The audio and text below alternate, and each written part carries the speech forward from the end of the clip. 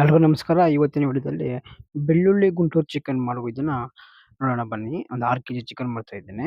ಮೊದಲಿಗೆ ಚಿಕನನ್ನು ಬಾಯ್ಲ್ ಮಾಡ್ಕೊಳ್ಳೋಣ. ಒಂದು 6 ಕೆಜಿ ಚಿಕನ್ನು, ಸ್ವಲ್ಪ ಉಪ್ಪು, ಖಾರ, ಸ್ವಲ್ಪ ಅರಿಶಿನ ಪುಡಿ ಹಾಕ್ಕೊಳ್ಳೋಣ. ಅದ್ರ ಜೊತೆಗೆ ಪೀಸ್ಗೆ ಉಪ್ಪು ಖಾರ ಹಿಡಿಬೇಕು. ಅದಕ್ಕೆ ಫುಲ್ ಬೆಂದ್ಬಿಡ್ಬೇಕು ಚಿಕನ್ನು.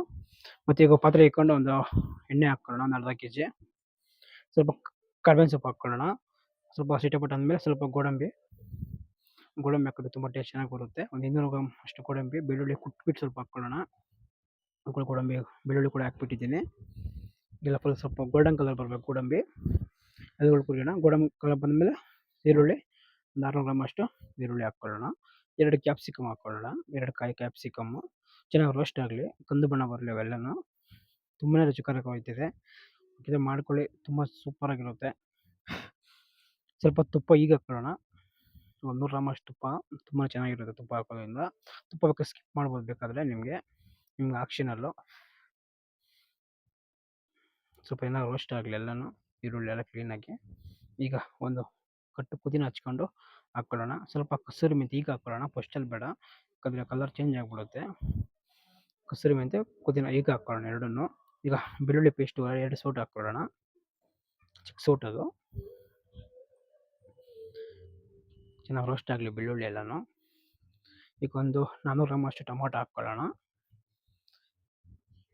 ಎಲ್ಲ ಚೆನ್ನಾಗಿ ರೋಸ್ಟ್ ಆಗಬೇಕು. ಎಲ್ಲ ರೋಸ್ಟ್ ಆಗಲಿ ನಿಧಾನವಾಗಿ. ರೋಸ್ಟ್ ಮಾಡ್ತಾ ಇರೋಣ. ಕಲರಲ್ಲಿ ಟೇಸ್ಟಿಂಗ್ ಬರಲ್ಲ, ಆ ಥರ ಬಳಸಲ್ಲ. ಈಗ ಸ್ವಲ್ಪ ಮೊಸರು ಹಾಕ್ಕೊಳ್ಳೋಣ. ಮೊಸರು ತುಂಬ ಚೆನ್ನಾಗಿರುತ್ತೆ. ಅದಕ್ಕೆ ಮೇಂಟಿಂಗ್ ಚೆನ್ನಾಗಿ ಮಸಾಲೆ ಅದೇ ಕೊಡೋದು, ಮಸಾಲೆ ಏನೂ ಯೂಸ್ ಮಾಡಲ್ಲ.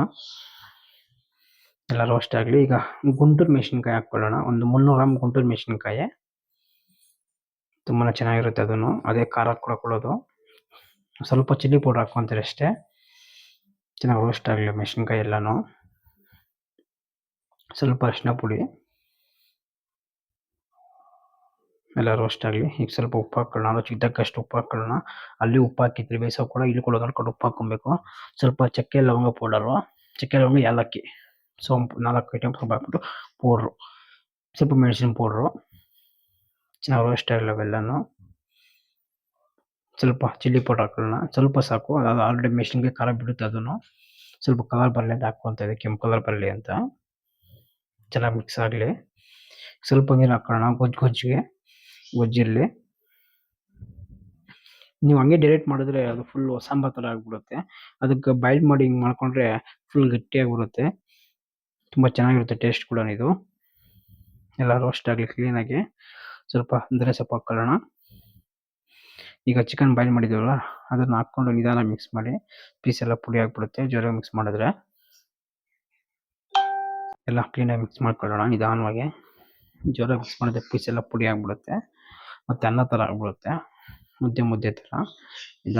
ನಿಧಾನಕ್ಕೆ ಮಿಕ್ಸ್ ಮಾಡ್ಕೊಳ್ಳೋಣ ಎಲ್ಲನೂ.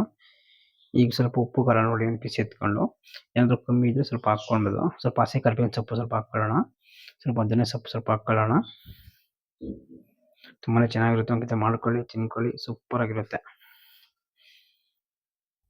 ಎಲ್ಲ ಮಿಕ್ಸ್ ಮಾಡೋಣ. ಒಂದು ನಿಂಬೆಹಣ್ಣು ಕೂಡ ಸೇರಿಸೋಣ ಇದಕ್ಕೆ. ಒಂದೇ ಒಂದು ನಿಂಬೆಹಣ್ಣು ಸಾಕು. ಆ ಗೋಡಂಬಿ ಸಹ ಕೂಡ ತಿನ್ನೋಕ್ಕೂ ಸೂಪರಾಗಿರುತ್ತೆ ಟೇಸ್ಟು. ಖಾರ ನೋಡ್ಕೊಂಡು ಹಾಕ್ಕೊಳ್ಳಿ, ನಿಮ್ಗೆ ಎಷ್ಟು ಬೇಕೋ ಅಷ್ಟು. ಈಗ ಬೇಕಂದರೆ ಚಿಲ್ಲಿ ಪೌಡರು, ಸ್ವಲ್ಪ ಲಾಸ್ಟಲ್ಲಿ ಮೆಣಸಿನ ಪೌಡರ್ ಸ್ವಲ್ಪ ಹಾಕ್ಕೊಳ್ಳೋಣ. ಯಾವ ಥರ ಮಸಾಲೆ ಹಾಕ್ತಾಯಿಲ್ಲ ನಾವು ಏನೇನು. ಎಲ್ಲ ಆಲ್ಮೋಸ್ಟ್ ಆಗಿದೆ, ಸ್ವಲ್ಪ ಬಾಯ್ಲಾದರೆ ಸಾಕು. ಈಗ ಬೆಳ್ಳುಳ್ಳಿ ಗುಂಟೂರು ಚಿಕನ್ ಸವಿಯಲು ಸಿದ್ಧ. Last final touch up. Subscribe ಮಾಡ್ಕೊಳ್ಳಿ, ಫಾಲೋ ಮಾಡ್ಕೊಳ್ಳಿ, ಲೈಕ್ ಕೊಡಿ, ಕಮೆಂಟ್ ಹಾಕಿ. Thank you.